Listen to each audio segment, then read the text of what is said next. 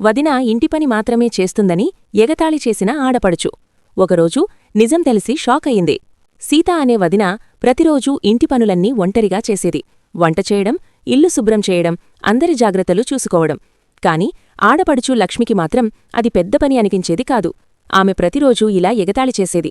వదినా, నీకొచ్చేది వంట చేయడం మాత్రమే కదా. ఒకరోజు అకస్మాత్తుగా సీత అనారోగ్యానికి గురయింది. ఆమె మంచం మీదనుంచి లేవలేకపోయింది.